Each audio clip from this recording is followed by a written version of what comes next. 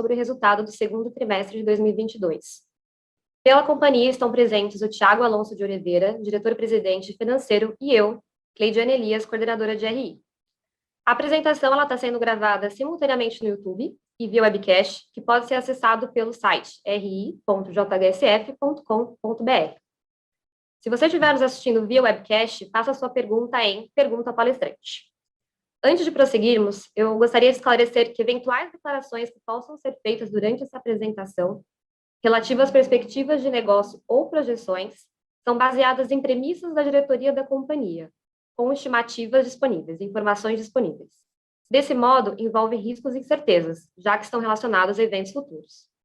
Alterações na política macroeconômica ou na legislação também podem afetar as perspectivas e projeções possivelmente relatadas nessa apresentação.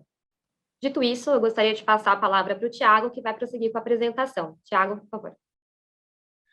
Boa tarde, Cleidiane, obrigado pela introdução, boa tarde a todos que estão aqui nos acompanhando. A gente dividiu aqui a apresentação em duas etapas, uma em que a gente apresenta os resultados operacionais e financeiros, e depois a gente abre uma sessão de perguntas e de respostas. Começo aqui falando um pouco da parte da nossa incorporação, da atividade de incorporação. A gente teve, na mesma base de comparação, uma variação de 10,3% entre o segundo trimestre de 22 e o segundo trimestre de 21, mas o que eu gostaria mesmo de chamar a atenção e de destacar é como houve uma mudança entre a composição de produtos do complexo Boa Vista para produtos mais voltados aqui ao complexo Cidade Jardim. Portanto, aqui uma situação mais equilibrada entre vendas desses dois complexos. Isso para a gente vai ser interessante na medida em que o perfil desses empreendimentos que cresceram em termos de participação, que é do complexo Cidade Jardim, ele vai ter reflexos na forma com que a gente contabiliza a receita derivada dessas vendas. Para quem é um pouco mais técnico aqui na nossa construção da conversa, são os efeitos do POC que a gente vai, mais à frente, ter condição de apresentar para vocês. Tá?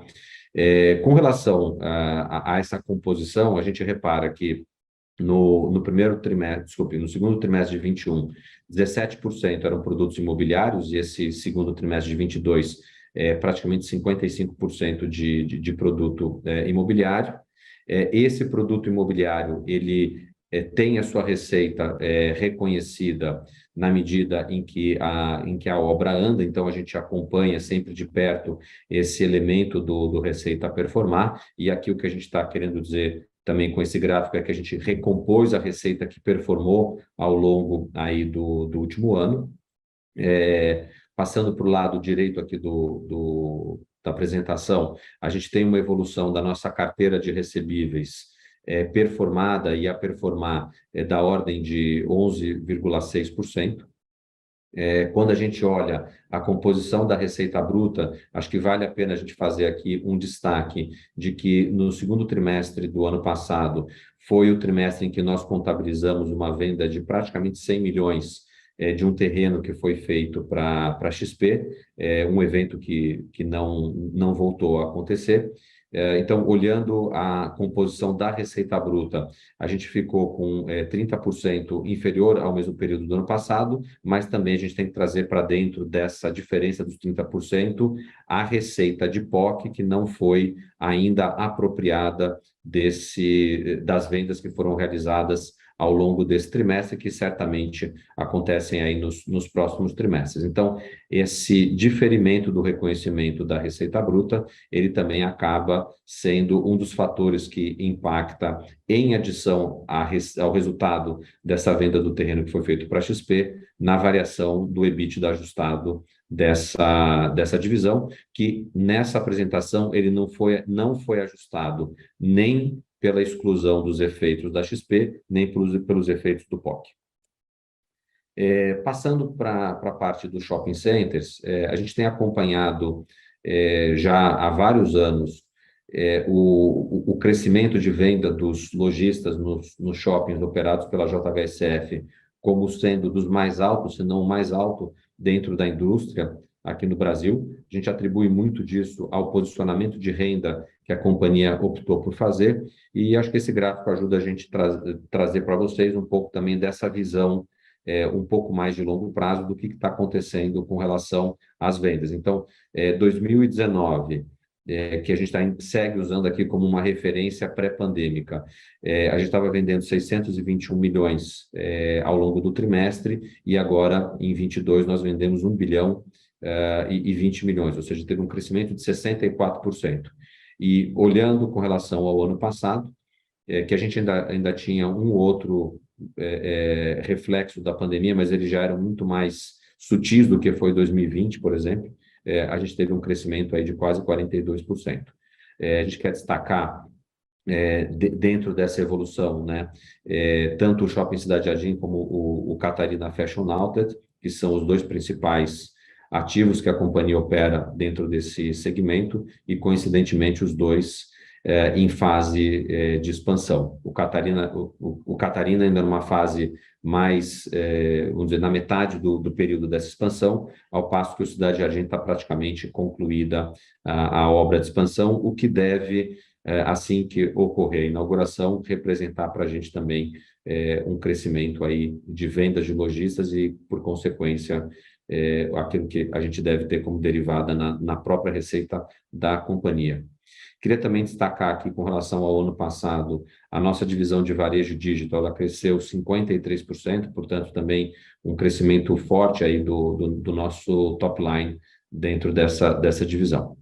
Em termos de indicadores operacionais, todos os indicadores S acima de 30%, entre 30% e 40%, na comparação com o segundo trimestre do ano passado, e se nós compararmos com 2019, todos eles acima de 40%. Então, aqui a gente vê uma conversa muito próxima entre o indicador de vendas totais e dos indicadores S também. Com isso, a gente terminou o trimestre com uma taxa de ocupação de 96,6%, sendo que nos dois principais shoppings já citados, Cidade Jardim e Catarina, praticamente sem vacância, e, por outro lado, a gente está com um custo de ocupação que a gente julga absolutamente competitivo, na ordem de 8,9% no trimestre.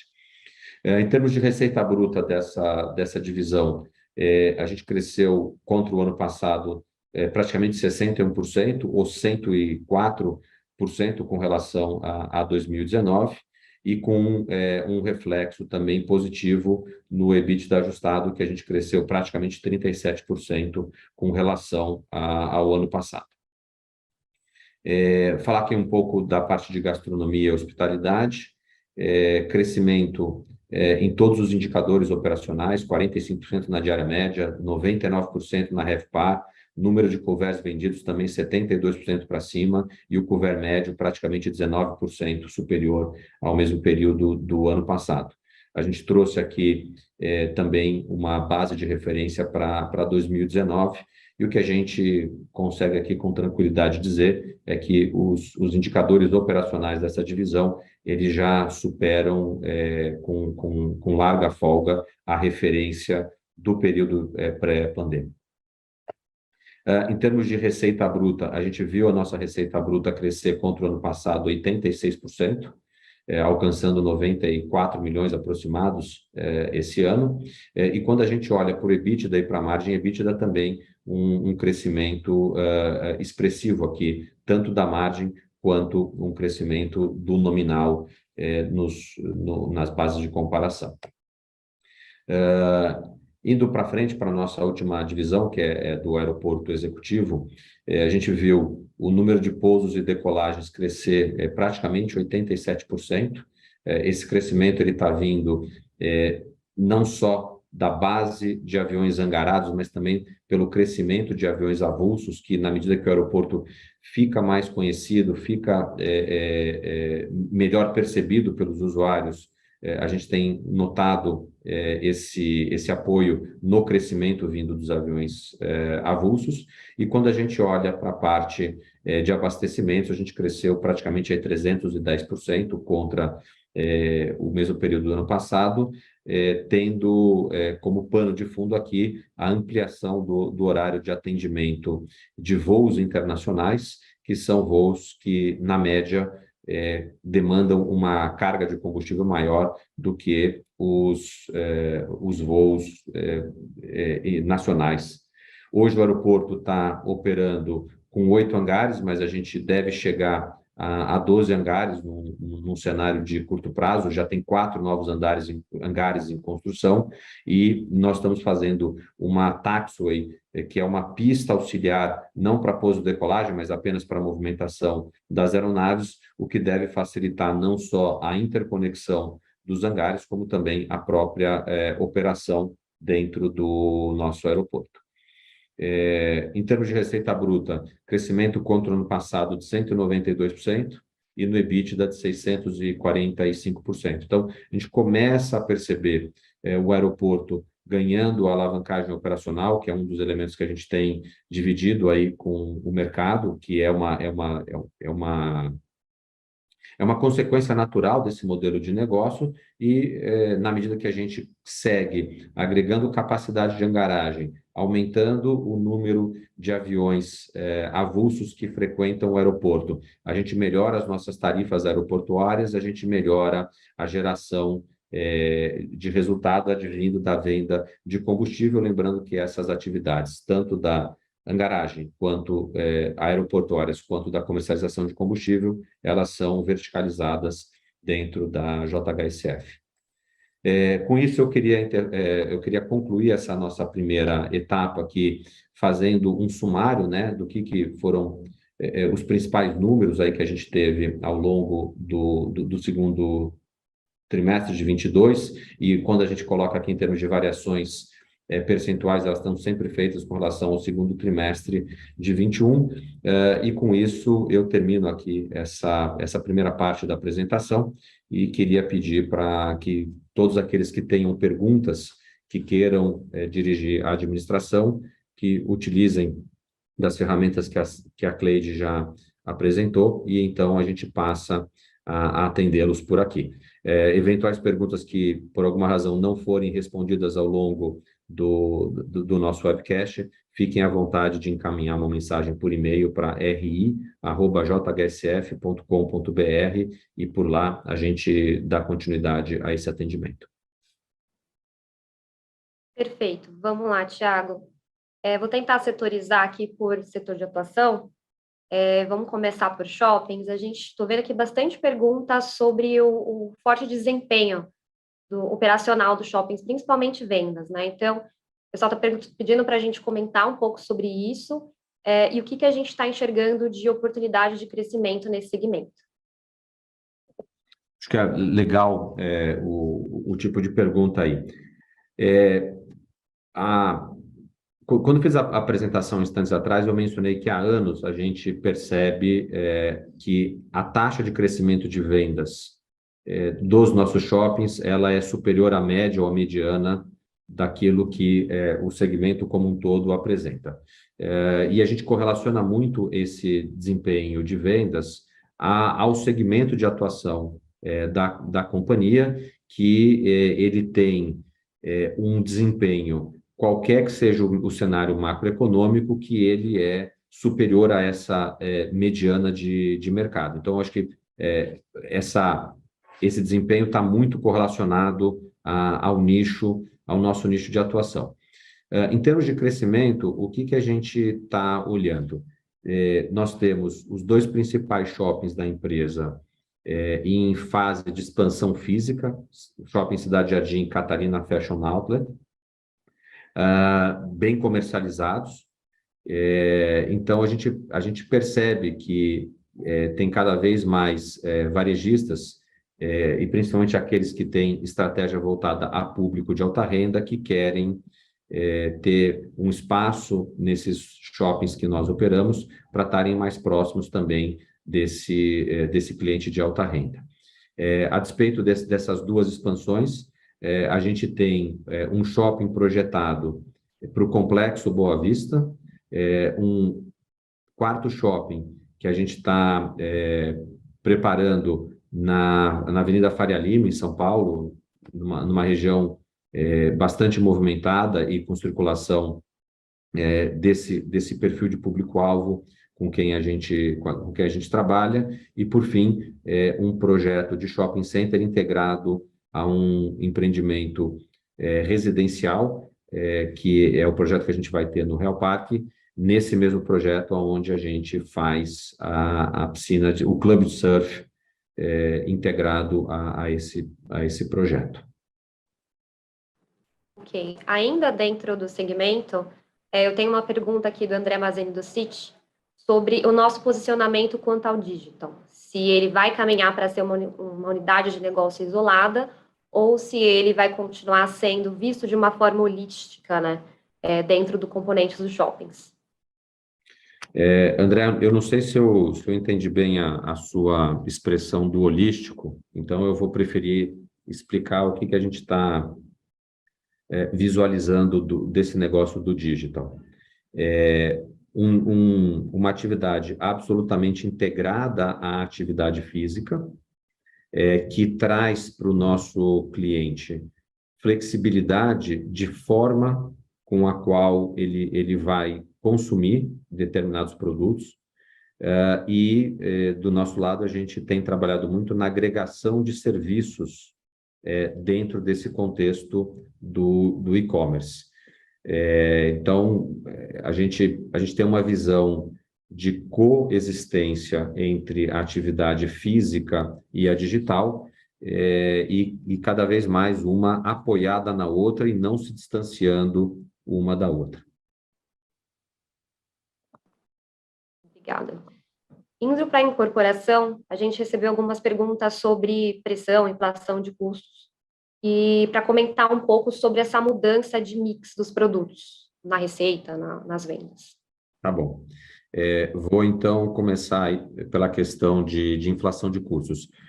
Acho que já tem alguns componentes do custo, e aqui eu vou falar de maneira um pouco mais centrada naquele produto que a gente entrega construído, que é mais o perfil de São Paulo do que o perfil da Boa Vista. A gente já vê uma redução no cimento e, ao mesmo tempo, no aço, mais ainda a parte de serviços com algum tipo de pressão por custos. Ou seja, aquelas etapas do ciclo da construção que são mais próximas ao final da obra, essas ainda estão um pouco mais pressionadas e, por conta disso, ainda com alguma pressão de custos. Nada que tenha gerado grande comprometimento da margem desses produtos para a gente. Então, acho que é uma questão que ela está bastante bem administrada aí no geral. A segunda pedaço da pergunta, que era relacionado à mudança de mix,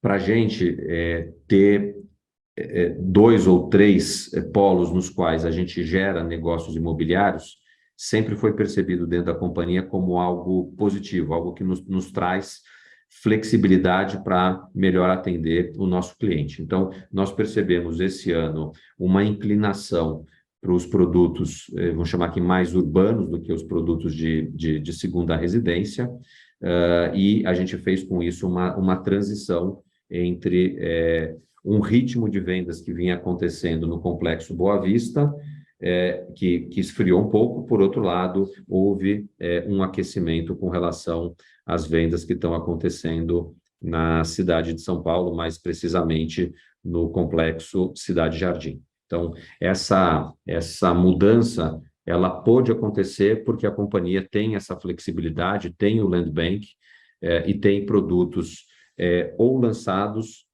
ou em fase até final de obras, com algum tipo de estoque que nos permite atender bem essa nossa base de clientes. Ok.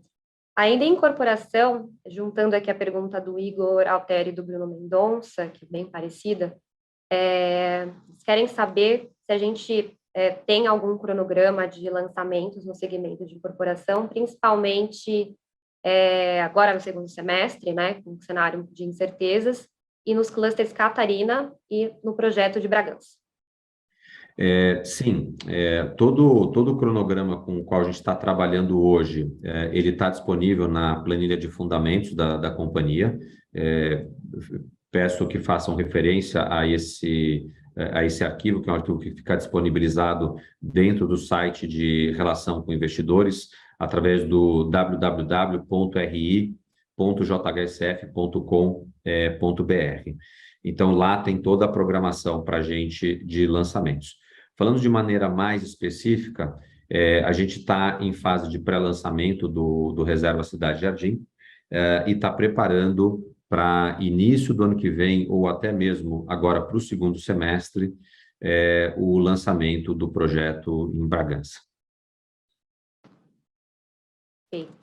Indo para o aeroporto, a gente recebeu uma pergunta sobre o potencial do mercado da aviação executiva do Brasil, explicar um pouco como que funciona esse mercado aqui dentro e qual que é a nossa estratégia para ganhar market share. Tá bem.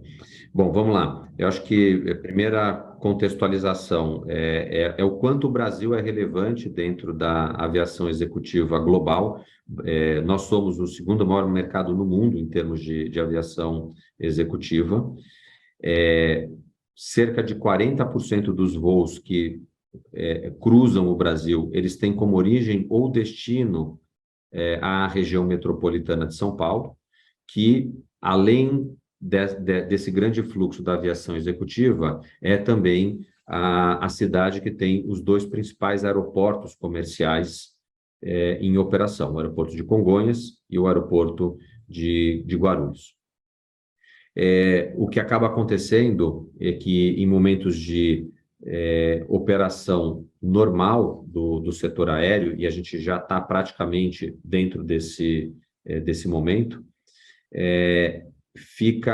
esses aeroportos comerciais, eles ficam sobrecarregados com os voos comerciais.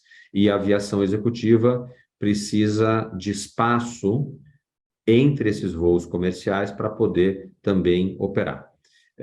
E isso vai ficando cada vez mais complexo, dada a demanda do aeroporto voltada para a aviação comercial.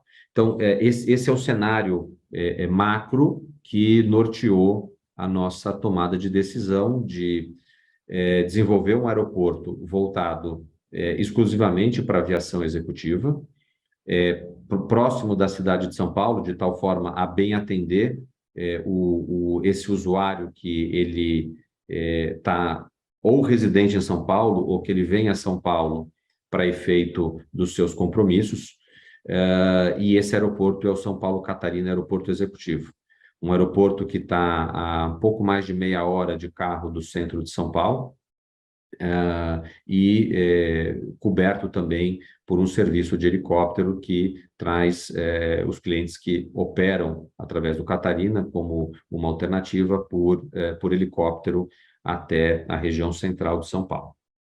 Então, essa visão, ela se transformou em realidade no quarto trimestre de 2019. Naquele momento, nós inauguramos o aeroporto com 2 hangares. Minutos atrás, a gente contextualizou para vocês que já está indo para a construção do 12º hangar no aeroporto. E esse aeroporto, que não tem ainda 3 anos, já hoje abriga a maior frota de jatos executivos no Brasil. A gente continua vendo um pipeline robusto, é por isso que a gente tem crescido a oferta de hangaragem, e também porque as empresas que produzem os aviões e que fazem manutenção desses aviões, elas também têm procurado espaço dentro do aeroporto para, então, poder fazer a prestação desses serviços enquanto os aviões estão estacionados, ou hangarados, melhor dizendo, dentro do aeroporto. Então, um mercado grande, uma cidade que concentra uma participação muito grande dentro desse mercado, uma localização privilegiada com relação a São Paulo, e uma qualidade, uma segurança de operação do aeroporto que tem feito com que os usuários que frequentam o aeroporto pela primeira vez passam a operar prioritariamente através dele, em detrimento dos 2 outros aeroportos, em função da experiência que a gente consegue proporcionar de segurança, de velocidade de atendimento e, acima de tudo, de uma não interferência da aviação comercial na flexibilidade da aviação executiva. Ok. Caminhando para o final, a gente tem uma pergunta sobre o segmento de hospitalidade e gastronomia. A pergunta é qual que é o plano de expansão desse setor, principalmente no que tange em escala internacional. E aí comentários sobre o forte fluxo de recuperação desse segmento nos últimos trimestres. Acho que vou começar então pela segunda parte, depois eu vou para a primeira. Toda vez que a gente passou pelos processos de reabertura das atividades, quando eles saíam das restrições da pandemia, a gente via os restaurantes e os hotéis bastante bem ocupados. E eu acho que essa tendência ela se manteve. Durante esse período, nós ganhamos novos clientes, e além de ganhar novos clientes, a gente conseguiu manter de uma maneira muito positiva a nossa base de clientes anteriores. Então, houve uma expansão de base de clientes que tem ajudado a gente a suportar esse nível de recuperação que a gente apresentou aí ao longo dos últimos trimestres. No que tange a experiência internacional, Nova York tem sido uma boa experiência para a gente, encorajadora no sentido de explorar novas cidades. A gente já tem mapeado para a próxima cidade onde vai ter operação fora do Brasil ser Miami, e alguns leads aí de oportunidades, tanto na Inglaterra quanto em Portugal, que na medida que eles forem avançando, a gente dá notícias aí para todo mundo. Foram essas as principais perguntas, Thiago. Cleide, eu agradeço aí a sua ajuda com coletar as perguntas e sumarizá-las. Quero, mais uma vez, deixar aqui uma mensagem de agradecimento ao nosso time aí, de cerca de 4.000 pessoas. É um time que dá orgulho de fazer parte, de trabalhar todos os dias aí de mão dadas com todos vocês, no sentido da gente levar qualidade e excelência para os nossos clientes. Por fim, eu queria deixar uma mensagem de pêsames aqui. Essa semana, um dos integrantes do nosso comitê de auditoria estatutário, ele faleceu. Então, a família do Francisco Montanher, fica aqui uma mensagem nossa de sentimentos aí pela passagem dele. Ele trouxe boas contribuições aqui para a gente e fica um belo legado aqui conosco.